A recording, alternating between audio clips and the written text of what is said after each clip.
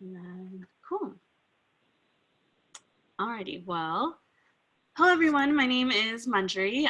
If you've tuned in the past 2 days, I'm sure you've seen and heard my voice many times, but today's session will be led by Jonathan Kennedy. He is from Northwestern Mutual and also a Trojan himself. So just some minor things to keep in mind. We will be using the Q&A box to ask any questions that you may have. Jonathan will be trying to field them, and I will be trying to field them as well. So we'll try to do them throughout the session. And then since we will be recording, give it a couple of days and I'll be trying to send everything out by tomorrow, and if not tomorrow, then next week latest. But without any further ado, Jonathan, I'm gonna hand it off to you. Thank you, Manjari. Welcome everyone. As she had mentioned, my name is Jonathan Kennedy, and I'm a financial advisor with Northwestern Mutual. I'm also a fellow Trojan. I graduated in 2008, which, to be honest with you, was quite similar to where we are today in the sense that the market took a big tip. So any of you in similar seats looking at what do you do once you graduate into an environment like that, feel free to reach out. And we can share stories. But basically, the purpose of this presentation is to take the next step. I think over the last couple of days, you guys learned a little bit about budgeting, a little bit about how your credit works and how that is incorporated within your finances. And now we're going to go and start to build financial security. Now, one question I want you guys to think about is what is financial security, quite honestly? It's going to mean different things to different people. It really depends on what life stage you're in. Like, for instance, the needs that you all may have most likely are different than, per se, the needs that your parents may have, right? So whenever a plan is created for a client, we are hypersensitive about 3 areas. The first area is going to be in defensive planning. That's mitigating risks. And those risks may be associated to any health, like health insurance, making sure that you protected against large financial impacts with losing your ability to earn an income, or some of the larger financial things that are associated with living a long life and retirement. We start to address those things, and then we move into the offensive side, which would be closely related to 401k plans or individual retirement accounts like IRAs. It could be non-qualified accounts like brokerage accounts, businesses, real estate, but those are all the things that grow your financial portfolio over time.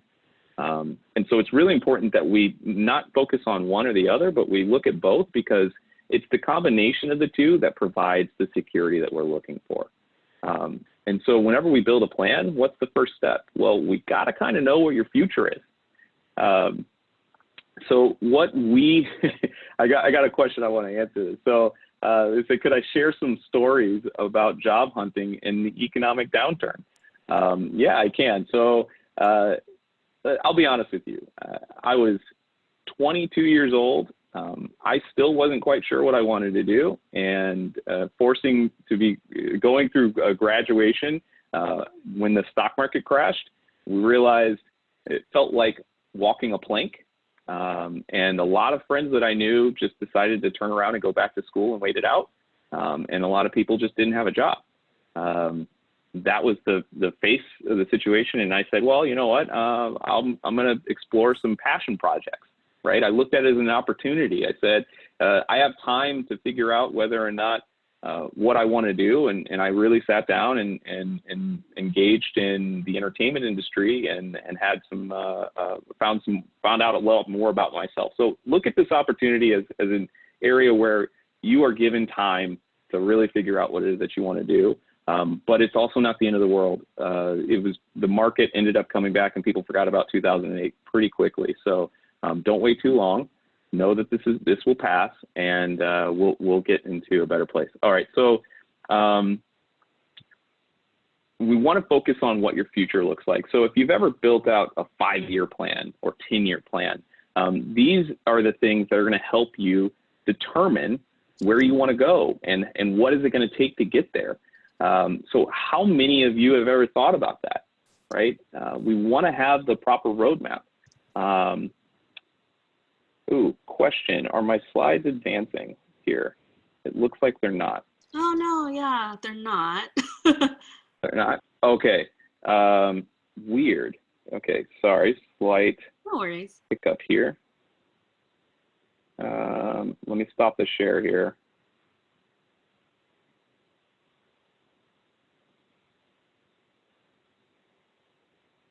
I didn't realize that you graduated in Okay. 2008, so that insight is super helpful.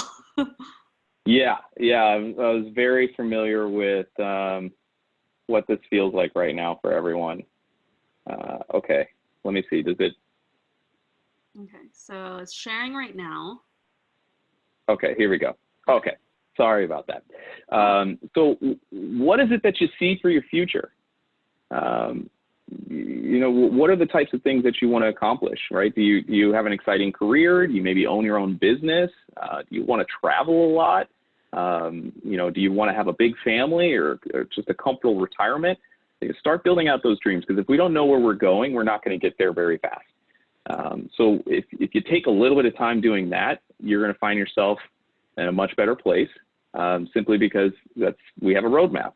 1 in 4 people state that the biggest block to building a financial plan was their lack of time.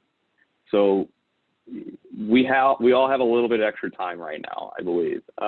So if we carved out a little bit to know where we want to go, we can approach these things. So what's involved in creating financial security? So some of it's in the previous conversations that you guys had the last couple of days. And what we're looking at are 5 different things, right? What we do on a periodic basis is either save money, we either spend money, we can grow money, and we need to protect. And then we also, if you have charitable aspirations, we want to give money. And so what we're looking at is incorporating all 5 of those things to make sure that we address everything that you want to do. And so we'll cover these. Some of them we'll skip over a little bit, because I know you covered that in the last couple conversations, but we'll touch on them very briefly. So let's start with saving money. And there is a difference between saving and investing dollars. Saving dollars is making sure that they're put in a place where they're available to you, where you can access it at any point in time, that it's not subject to volatility. It's not going to go backwards at any point in time when you need it. And so those safe savings dollars are going to be there when you need it. And it's not necessarily going to be the most exciting return that you get, but the emergency fund that we create will bridge the gap between a gap of income, or if you had unexpected expenses. So where do you want to be tomorrow? What are your goals? We talked a little bit about that. And so how much should you put away? I think this came up in your budgeting, right? The real number is about 20% of your gross income needs to be set aside in order to achieve your long-term financial goals. And the reason why it's 20% and not 10% like some people thought about is because of a few factors. One, pensions don't exist anymore. It used to be the bread and butter of everyone's retirement plan. You know, your grandfather, your great-grandfather maybe worked at a company for 35 years, and the same company, and then when they turned 65, they were handed a gold watch and set off on the sunset and had a guaranteed income stream. Pensions got expensive. So unless you're working in the government or the public sector, most companies started switching to 401k plans. And then those 401k plans were giving you 10% match on every dollar you put in at that time. Now we've seen them shrink from 10 to 8 to 6. And then now, more often than not, what we see is that companies are giving you 50% of your contributions up to 6%, which actually nets 3% of a match. That's more money you have to save on your own in order to fund a retirement. The second thing is Social Security. We all know it's not very promising on the future, but we don't expect it to disappear. We just can't expect it to be at 100% of what we should receive. So what we typically want to do is plan for 50% of what you should get. And then the last thing is people are living much longer. This is a topic will come up a little bit later in the slides, but you don't retire at 65 and pass away at 75 anymore. In fact, more people are living well into their 90s, which means there's an additional 20 years that you have to save for retirement. And all of those factors kind of create pressure for you to set aside those dollars. So what type of emergency fund do we need? Typically, the rule of thumb is having about 3 to 6 months of cash on hand available to you at all times. And that 3 to 6 months is all in expenses. You'll see today that that is a really highlighted point right now that people are really focused on because people lost their jobs. There's a lot of people are in unemployment right now. And if they had their emergency fund, that's the point of it, is to bridge that gap from when they're able to go back to work. Let me see here. I have a question here. We have a current senior. What books does they suggest the college grad reads that teach you about planning for your future in terms of, excellent. That's a great question. So basically, some of the books that I've read have to do with understanding your relationship with money. There's a book called Finding Your Financial Type. There's basically, they break it down into 4 different types of what type of financial person you are. You could be analytical, you could be emotional, and I honestly can't remember all of them at this point, but the key is to understand what your relationship is with money so that you can correct the course of how you handle it. Some other ones, I'm looking at my bookshelf right now. Rich Dad, Poor Dad's a good one, as well as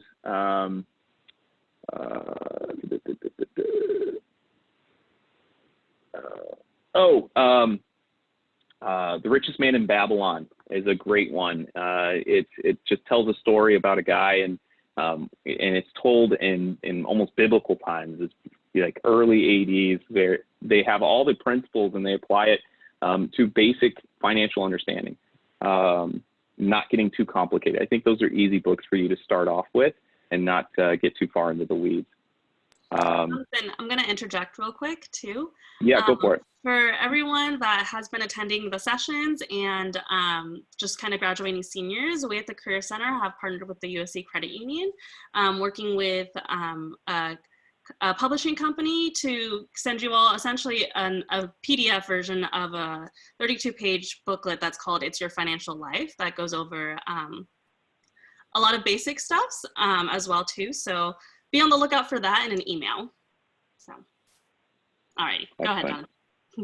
No worries. I saw some other questions coming in on the chat, and so I want to talk a little bit about what the 401k kind of includes. I think this is really important. So some of the things I wanted to talk about were around employer benefits.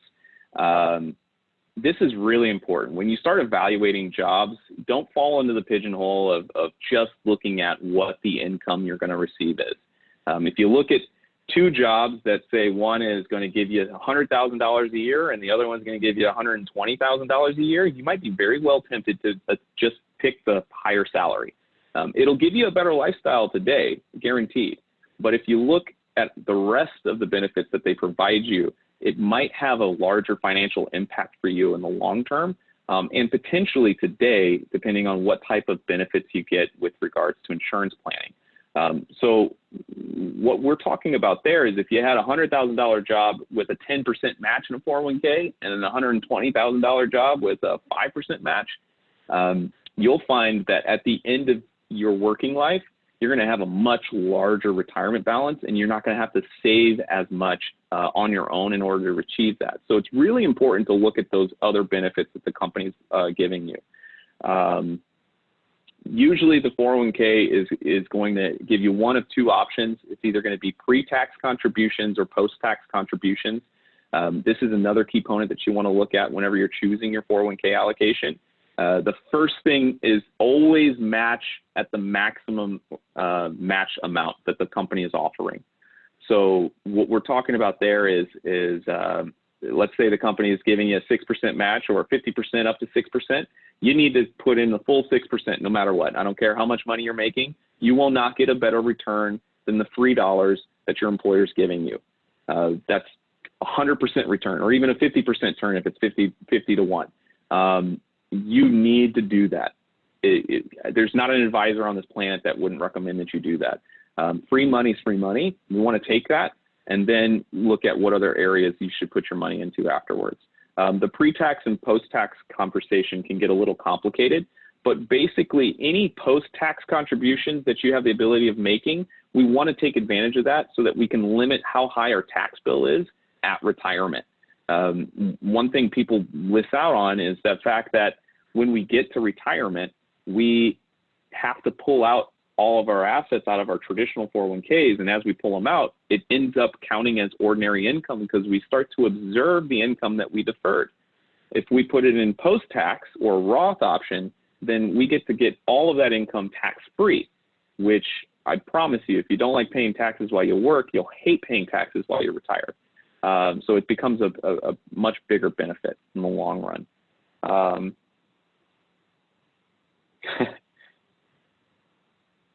Okay, so I want to continue to go through this and then address some of the personal experiences as well as some of the situations around COVID-19 at the end of the presentation, so that we can get a little bit more specific with that. One thing I wanted to focus on is the power of starting early. If we wait to start saving our money, we end up putting ourselves at a disadvantage. A lot of people want to lean on the fact that they have a lot of time in order to get to their retirement. So what we look at is saying, I don't care how much money you have to put away. If you put whatever you put away, something on some basis, sooner rather than later, is going to put you in a much bigger situation. And the way that this example shows you is if you had $1,000 to start and you literally just start putting $100 a month away, at the end of 30 years, your account balance with a 6% annual rate of return, you would have over $100,000 in that account, just starting with $1,000 and $100 a month, which $100 a month is $1,200 a year. And 30 years of that is only $30,000.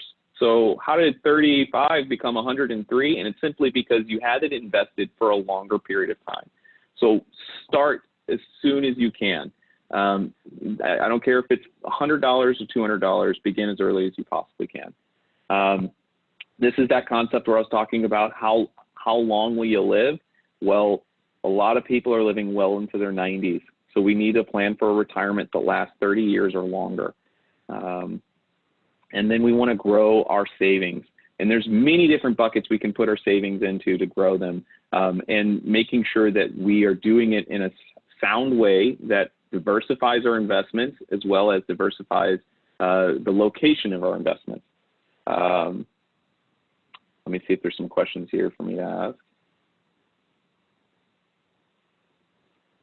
Okay, so this is a good question to piggyback off of what I was talking about. How do I define an asset portfolio, and how do you suggest we start building it prudently, even in the smallest way right after we graduate?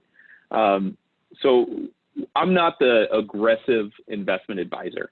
So I'm not a stock picker. I don't day trade. I'm not trying to get people short-term gains. What we want to do is have a long-term investment strategy that realizes that anything that happens in the next year, 2 years, 3 years, 5 years isn't going to impact what my returns are in the long run. If we all accept the fact that the stock market is a volatile beast and that sometimes it's going to go down, then we should expect it. The way that we ensure against that is by having diversified assets, meaning that they are invested not in just the S&P 500, which is a benchmark a lot of people use, but that we are also exposed into mid-cap and small-cap funds, as well as internationally, and also put some safety in there with bonds. Mutual funds are the easiest way to diversify your assets. But there are also, you could compile a series of ETFs or index funds, which are algorithms with cheap expense ratios, meaning that you're not paying a high cost for that investment, where you can just have it be diversified across a mirror of all of those asset classes. So we always are trying to look at making sure that you have exposure into multiple different asset classes. Because if you think about it right now, let's use today's environment right now, everyone's at home. We're not going out, we're not working in our office, and we're not going to bars and restaurants and spending money there. So who are the winners right now? Well, the winners are everybody who's in tech that has a digital platform to provide to their customer base. And so you'll see their shares go up while the people who are expecting clients to come into the doors to go down. This is called inverse correlation, meaning we want to invest in assets that at different times, due to different market conditions, will operate completely differently. So where one is going down, another one's going up, and you sit in the middle where you are constantly still earning some sort of a return. It's not about the return you get on your assets, it's the amount of risk that you're exposed to in approach of that return. And so we always look at the risk-adjusted returns relative to your portfolio.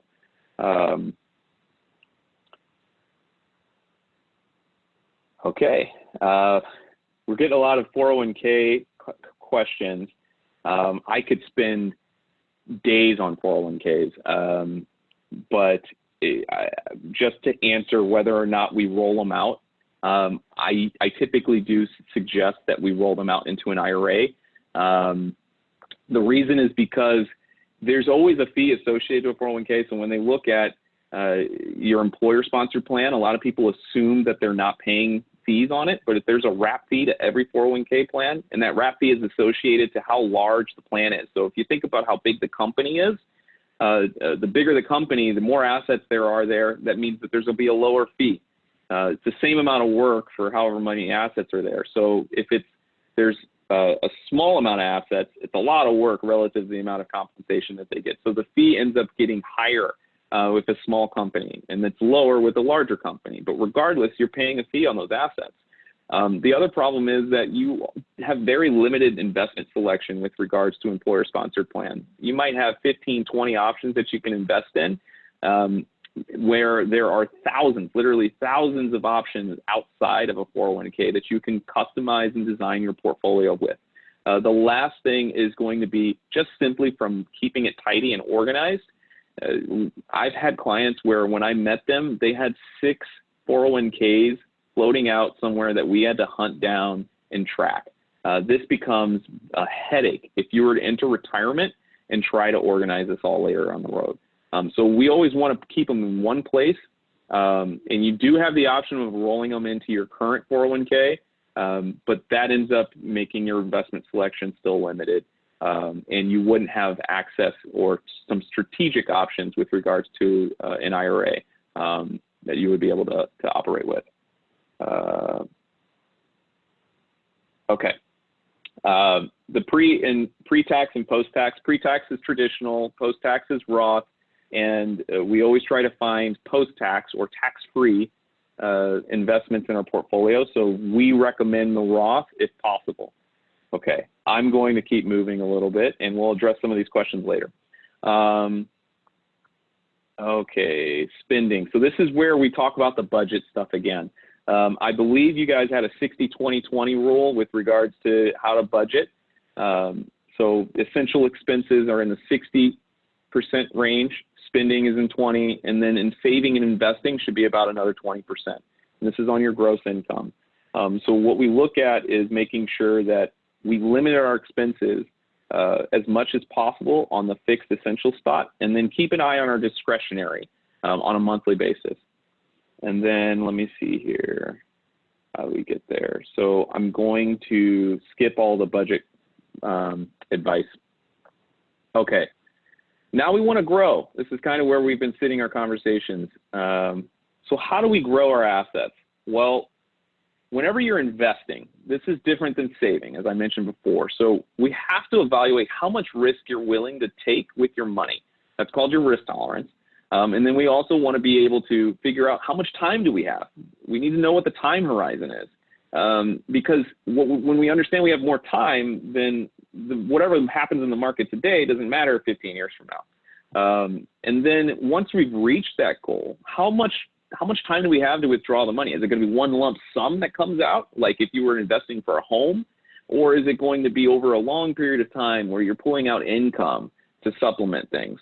It gives you a little bit, in the same sense of your distribution time. If you have more time with that, you can be a little bit more risky with your portfolio. And then we talk about asset allocation again. So we don't want to put all of our eggs in one basket. Like I said, you want to be diversified in many different asset classes.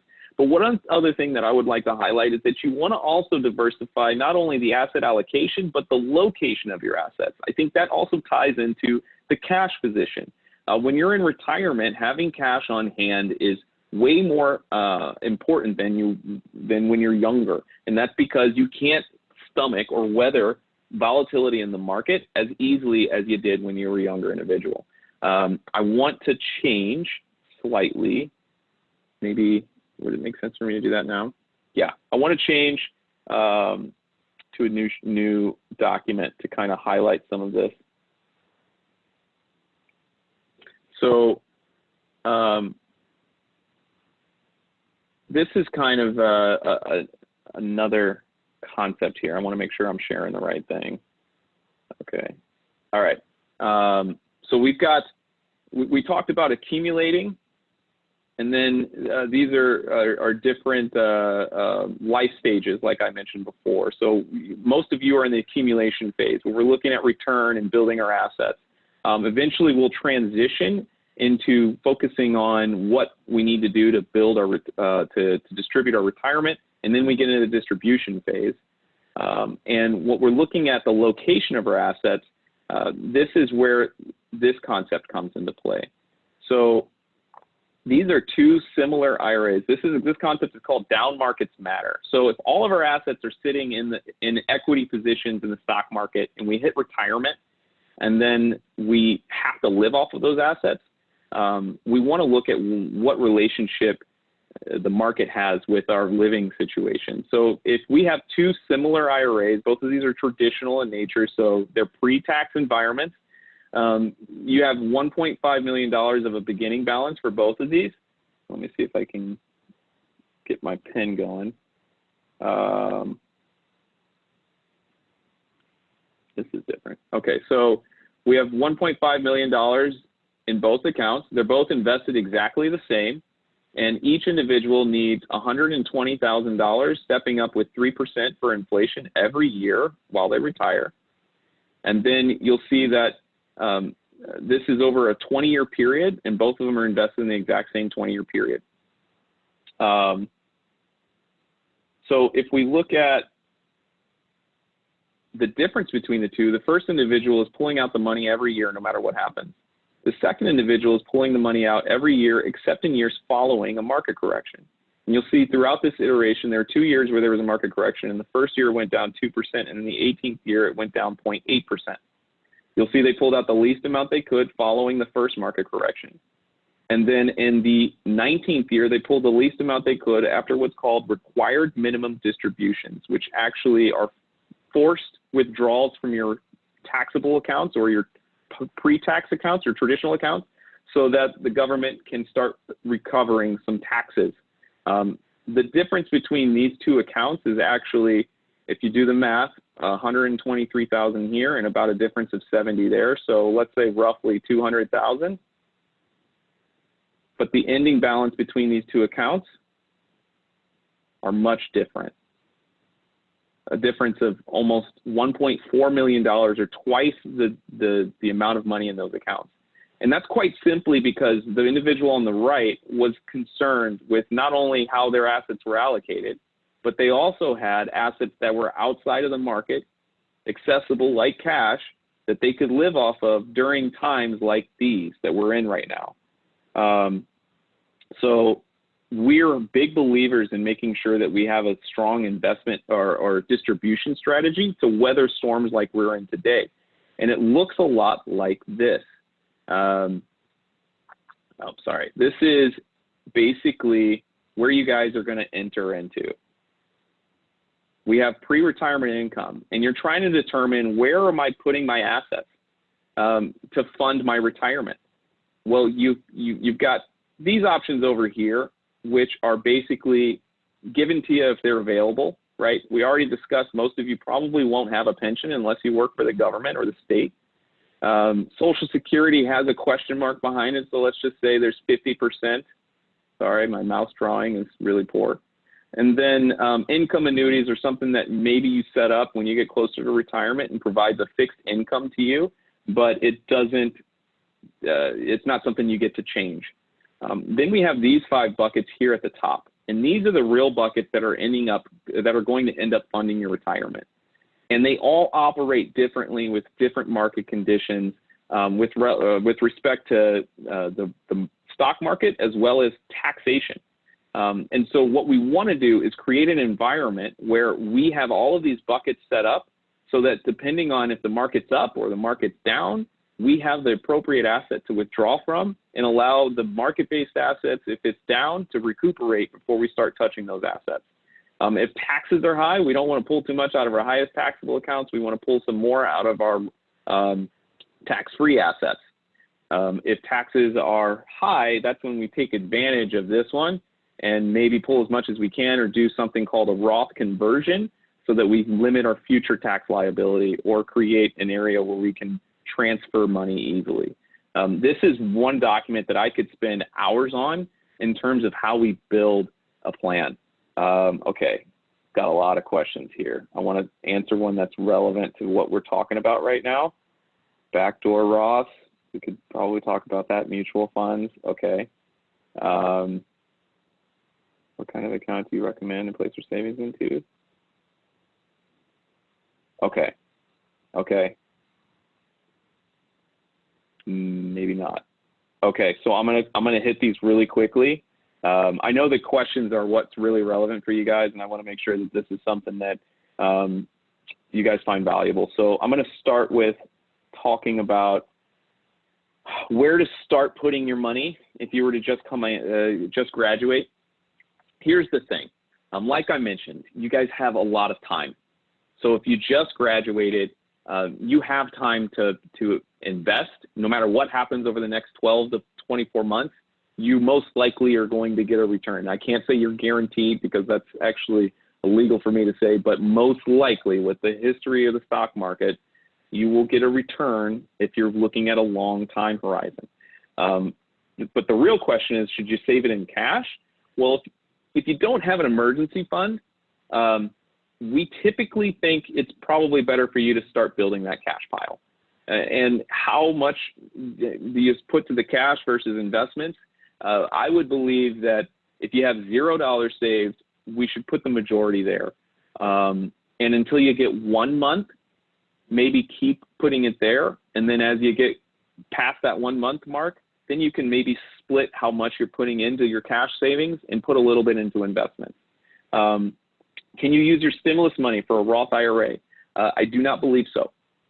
In order to contribute to any retirement account, you have to report income to be able to place into it. You can put 100% of your income into a Roth IRA up to $6,000, but if you're not earning income, you won't be able to put it in there. And then, let me see, what are mutual funds?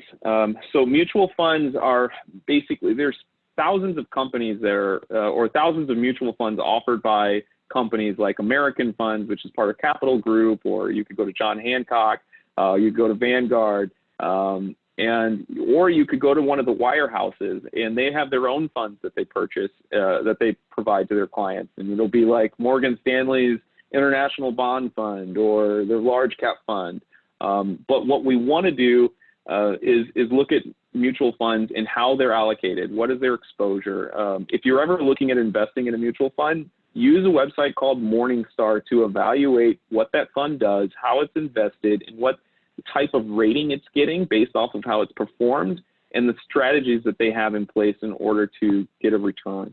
And the benefits are basically saying for your $1 that you put in, you could own all the stocks in the market. So if you bought a large cap mutual fund, you could buy it, you could put $100 in and own a little bit of Amazon and Apple.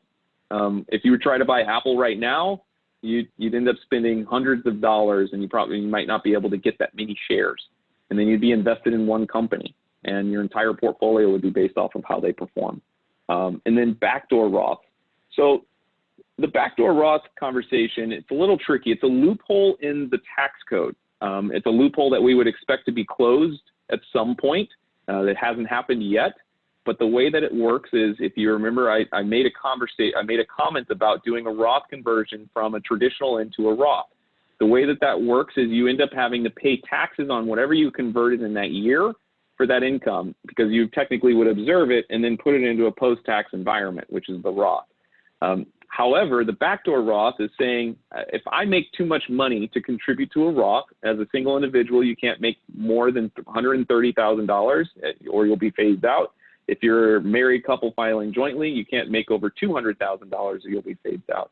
So if you make too much money, you might feel like you can't contribute to a Roth, but currently in the tax code, if you contribute to a traditional account, like a traditional IRA, and then in that same year provide a Roth conversion, meaning you move it into a Roth account, then they will consider that as an appropriate placement of a Roth contribution, and you'll pay taxes on the money that you rolled over, which you were already going to pay taxes on anyway, and then you would have some Roth contributions. It is a very complicated process. It involves a lot of paperwork, and it's not something that we highly encourage our clients to do, because there are some other areas where we can get tax-free capital saved on the balance sheet that will end up helping. That's where we can go a little bit into how life insurance works. Okay, so I'm going to move forward. So another topic that I wanted to talk to you guys about was around risk management, because it's important as well. Let me make sure that this is working right. Okay, so we need to protect our assets. So after we're growing them, we're being efficient with the growth of our portfolio. Then we have to sit here and say, okay, well, how do we protect everything that we're building? And one of the biggest things that we talk about is around disability. That's the first thing we should have a conversation around. What's going to happen if you get sick or injured and you're not able to earn an income anymore? What would you do? A lot of people tell me that they would end up just moving into their parents' house, which, if that's a real option, why aren't you living there now? It would surely be way more cheaper than paying for rent in Los Angeles. So having that in mind, it's probably a good idea to evaluate how we protect our income. The next one is long-term care. It's not necessarily a topic that we discuss with someone who's just graduating from college, but I still bring it up with my clients, because what we find is that if we don't talk about long-term care today, then we may be surprised with potential expenses related to long-term care events with our parents. And what ends up happening is, I don't know if you've heard of this before, but it's called the sandwich generation, where parents are taking care of not only their own children, but they're taking care of their parents. And so what ends up happening is they're squeezed from both ends on their cash flow, and accounts that we have allocated for longer term goals like retirement end up going towards paying for long-term care expenses. So I highly recommend that each of you go to your parents, have a conversation around what type of long-term care planning that they've done. And if they haven't done any, ask them what type of expectations they have that you should help them if something should happen. I think opening that dialogue would be very beneficial for you and your family, because long-term care can not only be a financial burden, it can also be an emotional burden on the family, causing a lot of barriers between siblings, as inevitably someone ends up contributing more to that event than the other sibling. And then the last one is death. What happens if someone passes away too early? These aren't exciting topics to talk about, but it's important. If you have dependents, or if you know that your parents will need help in the future, or if you have a lot of debt on your balance sheet, whether it be student loans or credit card debt or a mortgage, and you want to make sure that no one observes or assumes that those debts, then we need to protect against that with appropriate amount of life insurance coverage. So those are the big three risks that we talk about, because they end up being the most financially, the biggest financial burdens. So let's start with disability. Like how big of a risk is that? Well, the majority of them come from back problems, pregnancy problems, heart or stroke, cancer, and actually the largest cause of disability is around stress. So a lot of people think of disability like Christopher Reeves being a paraplegic, and disability can be many different things. In fact, I'm going to share a new document again, and let me move to it. So what type of disabilities? Let's drill down a little bit. When we look at it, 3 out of 4 disabilities are actually due to an illness rather than an injury. So we have accidents, obviously that's a big deal, but then we have complications of pregnancy, mental disorders, substance abuse, sports and orthopedic injuries, cancer, and 1 of 4 children, or 1 in 4 kids that are in their 20s will become disabled to some degree before the age of 67. So it's actually a higher likelihood that that happens. And this doesn't say it here, but the average length of a disability is 2 years. Imagine if you lost 2 years of your income. What would happen? So we have to protect our income because it's the single driver for any financial recommendation anyone will give you. Your income will fund every single plan. And so if we don't protect that, your future is not protected. Now I'm going to go back to the other document. So what type of benefits do you have from your employer? Well, we want to maximize your protection. And in fact, I think I'm just going to go to the slide. So most companies, a lot of companies will add a benefit to you. This is another benefit that you should look for whenever you're applying for a job or looking at offers. And that benefit, if they pay the premiums, is going to be about 60%, usually is what we see. And that 60% is going to cover your gross income, no bonuses. And if you were to ever go on claim, since they pay the premiums, you would observe that as income on a benefit. So they tax you, the government taxes you on it, and you net somewhere around 40% of your income. So if the whole goal is to make sure that you're whole or make sure that you're going to be okay in an event of a disability, then 40% of your income doesn't necessarily cut the bill. So what they don't tell you, even though it's a great benefit, is that it's on you to supplement that disability income policy so that you get closer to around 80 or 90% of your income. Okay, long-term care, I think we talked a little bit about that. And then life insurance, we don't need to go too much in depth. Okay, so this is what I want to do. The slides are pretty much done on what I wanted to share. I'm going to open up conversation and answer some more specific questions here. Okay. I will be able to share individual documents. The slideshow, I need to confirm that. So if there's any specific documents that you guys want to see, I'll make sure that Manjari gets it and she'll have it on a SharePoint for you guys. Okay, so I'm going to kind of answer these in order.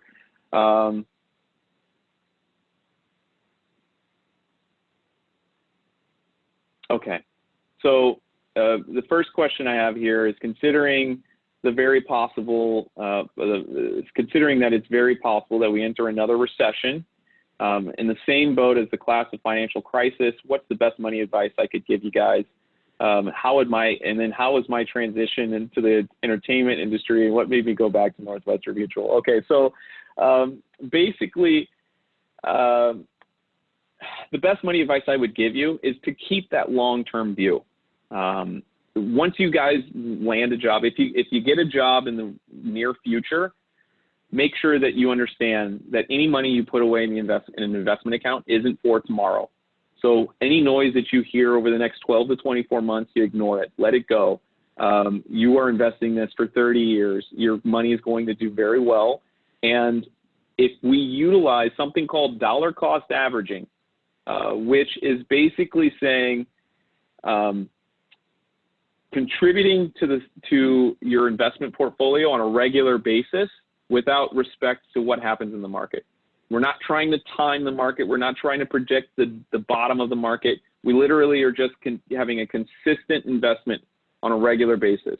The way the math works with that is if the stock market continues to go up over a long time period, we understand that it will go up over a long period of time, then the average price that we pay, even when the market goes down, will be discounted to the true value of that asset. And we don't have, and by doing that, we get to remove the emotions behind our investment strategy. But if we don't have a job and we're looking at what are our options, we need to be conservative. We need to keep our cash on hand. We don't need to get too aggressive in the market. Any short-term dollars that we may need should not be invested in any risk asset. So it's really just about keeping the fundamentals clean with cash on hand at that point. Make sure that we don't rack up too much debt, and pay attention to the interest rates that we are utilizing with regards to any credit. And I'm sure that these were conversations that came up in the last conversation. It's the interest rate that ends up costing you the most money. It's not the balance on any card or any loan that you might have. The higher the interest rate, the more difficult it is to beat that debt out in other investment places. So if this is actually a concept that I wanted to cover this. So if we look at it, the typical benchmark for people is the S&P 500 in investments. And if the benchmark is, let's say, 7%, then we're expecting to get 7% or maybe even 8% return every year. And if we can consistently do that in the S&P 500, then when we're getting charged interest on any loans or any credit card debt, then we need to look at, okay, what's the spread between the interest I'm being charged to the potential gains I can get in the market? And if your interest is lower than 6%, then technically we can look at that debt as leverage, and any additional dollars we would use to pay down that debt quicker, we can invest for a longer time horizon and earn 8% or 7%. And then the spread would be the difference between the charge of the interest as well as the gain on that account. That's being a little bit more efficient with your money and looking at debt as leverage rather than as pure bad debt. However, if it's an interest rate that's above 7 or 8%, then it becomes difficult for any advisor to give you a confident, regular return. And we would want to see you pay that down a little bit quicker. And then my transition to the entertainment industry, it was interesting. It was fun. I had some success out there, but I ended up wanting to build something a little bit more meaningful. And I had always had respect for Northwestern Mutual based off of the things that I learned, as well as my family became very well ingrained in the process and became very good clients. And I saw how much faith that they had with the company. So I reached back out to some of my mentors and decided to start my own practice. How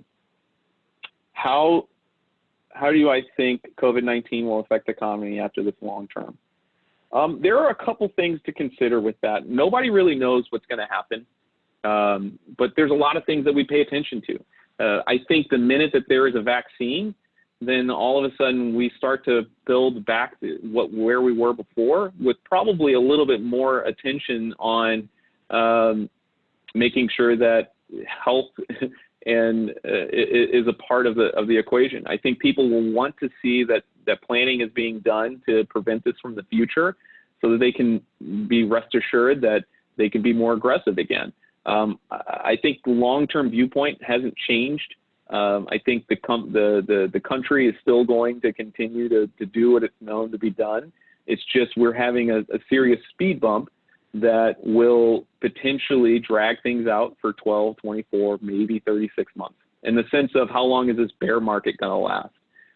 But what you should understand is the worst case scenario for everyone right now is that it's impacting your ability to get a job today. But your long-term financial viewpoint is not something you should be concerned with. What percentage of your total income do you recommend spending on your mortgage and property taxes? So this is a tricky question. It really depends on where in the country you live. I would like to see people spend less than 40% of that 60% allocation on housing. Problem is, when you live in LA or San Francisco or New York, you're going to end up spending way more than you should, most likely, on housing costs. And because of that, we need to be aware of where the discretionary dollars are going if we want to approach any of our goals and dreams. So what we typically try to do is say, hey, sacrifice what you can to still save some money. And if we're able to earn an income that is going to support us at the level that we'd like to, then we can be a little bit more aggressive with our savings. How should we balance paying off student loans versus investing? I think I just covered that with regards to the interest rates. So I know you guys talked about student loans a little bit in the last couple of presentations, but whenever I'm looking at student loans, you have to look at the flexibility of the student loan and what is needed from that. Because if you're in a federal loan, you have a lot of flexibility. You can defer payments, go into forbearment. You can have a payment plan that's associated to your income level. All of those things are necessary for a lot of people as they build their careers. But at some point, you may not need the flexibility. And with that flexibility comes a cost. Typically, federal loans have a higher interest rate. So because of that, it ends up being something that we want to refinance at the first opportunity that we can get.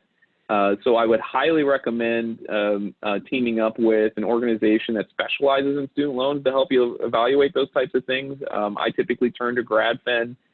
They've done a really good job. And in terms of balancing it, if you're able to refinance your loan for a lower rate, then what we want to do is make sure you continue to pay it, but take the additional dollars that you might be able to pay it down and put it in the market, as long as you have the proper emergency fund, etc. So that's kind of the way that I would look at it. Not paying your student loans is going to be more detrimental to you in the long run, especially if you're not doing something that may be student loan forgiveness. So keep that in mind. Would I recommend getting a financial advisor, someone like myself, or only once we are in the workforce, or would it be beneficial if we have no consistent income and student loans are our only income source? So I highly recommend a financial advisor. And I know there is some subjectivity here, but I think that this is how I view my job. I feel like I'm a personal trainer for my clients. And if you've ever gone to the gym on your own and worked out, you might realize how difficult it is to really get to where you want to go without having a coach. Because this is more than just knowing all the information. There is an emotional impact with regards to how your invested assets are working, as well as how do I save money and still feel like I'm myself and having fun. And an advisor is going to be able to separate the two and cut through the fog so that you're able to really plan out exactly what type of lifestyle you want and prioritize the things that you want. And then hopefully have a good advisor who's going to create a plan that's meaningful for you and protect everything else that you want in your life. And I wouldn't say that you need to wait until you're in the workforce. There's definitely a lot of advisors out there that are only looking for clients who have a minimum amount of assets. There are also advisors out there that are willing to invest in their clients as much as they invest in them. They're willing to take on prospects that have the potential of growing into the client that they would like to be. And I think that is a valuable point for anyone, because I think it's very easy to get off track and not be a person that has the assets needed to get the right help. So I don't want to pitch myself. I don't want to make it seem like I'm trying to get clients here, but feel free to reach out and we can help. Is it ever too late or ever too early? No, never too late, never too early to find an advisor. I think starting earlier makes it a better habit that you get used to. And one thing I also want to talk about is lifestyle creep. So the minute you start earning an income that's bigger than what you were living off before, you're going to feel comfortable. And the problem is when you get comfortable, you end up feeling like, hey, you know what? Maybe I'm going to fly to Mexico this weekend. Why not? YOLO. Well, the problem is you get used to YOLOing, and your lifestyle becomes ends up coming with higher fixed expenses. And then it's harder when you meet an advisor later on when you're like, I'm at the income level, I should be able to do this. Maybe I should start talking to somebody, and they start saying, hey, you got to stop paying for that boat. So I would recommend early as possible. Should I manage my own retirement investment portfolio or rely on professionals to help choose what investments? Here's the thing. It depends on what your comfort level is. I tell my clients when we're trying to move assets over, I say, hey, you have the option of doing this on your own. So if that is something you want to do and you feel comfortable doing, I encourage you to do it simply because it's going to be the cheapest option. People are highly concerned with fees these days, but if you understand what my value is or what any advisor's value is, it's to coordinate all of your assets. It's not just to quote unquote provide a return. I feel like the value that we provide is more about making sure that we are helping you think through this, that we are allocating your investments properly, that we are getting the proper coverages for protecting your family, that we are constantly there as someone that's a service advisor for you so that we can be there when you need help, when you want to ask these questions that you're asking me now, or anything else that comes up. If you want to buy a home, you know, there's resources that advisors have to help you think through that, to make sure you're not buying too big, or if you want investment properties. And those are things that we don't get paid for, but we want to help our clients with. So there are a lot of things that come with the quote unquote fee, but there are many advisors that will take a meeting without you paying anything so that you can get a feel for what their process is and how they're going to help you. And if you're not sure on how to allocate your assets yourself, you know, that's a conversation where you speak with an advisor. Yeah, there's plenty of stuff you can go online and do Google searches, but I would expect that at some point you guys are growing in your career so much that you don't have time for this stuff. And maybe that's when you start considering leveraging the advisor as a professional to help make sure that you're doing what you need to do while you can focus on your time with either your family or your profession. Can I talk about how we get started with building our savings while we're still in school, shortly after graduating while we're starting to pay bills, and then further out when we're older, like in your 30s or 40s? I think the key there is that lifestyle creep that I was talking about. If you're still in school and you have loans that you're paying down, or you are living off of the loans, I know people who were very disciplined in their budget, and they were able to still set aside money while they were in college. It's not impossible. I'll also say that no one's expecting you to come out of college rich.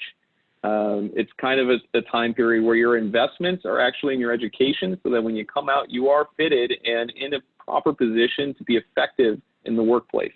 So don't get too stressed out about saving while you're in school. I would just try to minimize the amount of debt that you're building from a consumer standpoint, meaning credit cards, and making sure that your student loans are organized properly. And then when you start paying bills, oh yes, sorry, I'm getting lost in here. No. I just wanted to interject, because I know it's 1 o'clock and I want to be mindful of your time. But you know, if you're still pumping out the questions, and that's fine. I just wanted to let you know. Yeah, I actually created a buffer in this. I gave myself an extra 30 minutes. I don't know if you guys want to go that long, but yeah, if people want to keep asking questions. Another 5 minutes would be good. And I can also download the Q&A so I can pull the questions too, if that's something that you're open to potentially, you know, having in your bank. Oh, okay. Yeah. Well, I'll go till 1:10. Yeah. And then I think Zoom might also shut off at 1:10. So I'd say 1:10 is the goal. Perfect. 1:10. All right. Get your questions in. Okay. How do you switch your 401k to a Roth? That is complicated. So first and foremost, you can't be employed still at that job. So you can't take money out of a 401k. Well, usually you can't.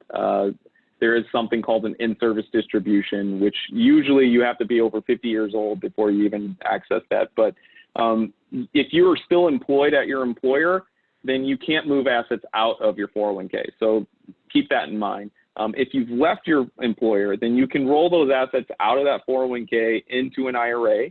And if you were to move it from a traditional 401k to a Roth IRA, You can set that up on your own through a brokerage firm like Vanguard or Fidelity or Charles Schwab, or you could contact an advisor and have them facilitate it for you. But once you reach out to one of those brokerage firms, they'll help facilitate that. Just be mindful that you will have to pay taxes on all of the assets that are getting rolled over as if it was income.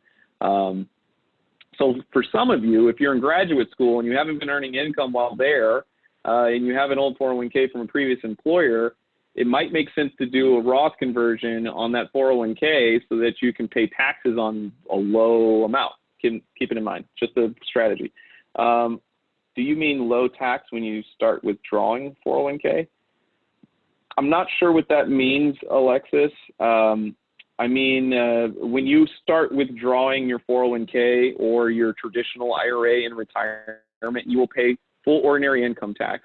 Imagine your 401k in a traditional structure is basically going to pay you a salary once you retire, and the government's going to count that salary just like it did while you were working. So every dollar you pull out starts fitting into that income tax bracket, and the highest dollar will end up getting taxed the highest bracket amount. How do we predict taxes in order to choose between 401k versus Roth? So that's troubling. You can't predict taxes. In fact, we're in the lowest tax rate environment that the history of the United States has been in. So all I can tell you is I'm pretty sure taxes are going to go up. And I'm also pretty sure your tax bracket's going to go up because you're going to end up living a better lifestyle and retiring wanting more money out of your accounts, which will push you into a higher tax bracket. So one thing I'm certain about is you're not going to like paying taxes. So what we look at is trying to find as much tax-free avenues for you in retirement. That is because we don't want to get pigeonholed or get tunnel vision on just accumulating our assets. We want to have a decumulation strategy on the distribution. Is the down market a good time to convert to a Roth IRA because the balance being converted will be smaller? Correct, as well as the tax rate environment is low as well. It's a great time to do that conversion. Correct, that was a good thought. Would you recommend investing in a large growth ETFs? Which ones are good? I recommend large growth. I just in ETFs in general, I recommend if you're doing this on your own, it's going to be the lowest expense. So it's basically the cheapest investments and still spread your dollars out. I don't want you guys to think that a large growth, which would basically be like the S&P 500 again, that's one asset class. There are 9 of them that we identify. So make sure that you are still keeping your overall exposure in your investment accounts across all of them.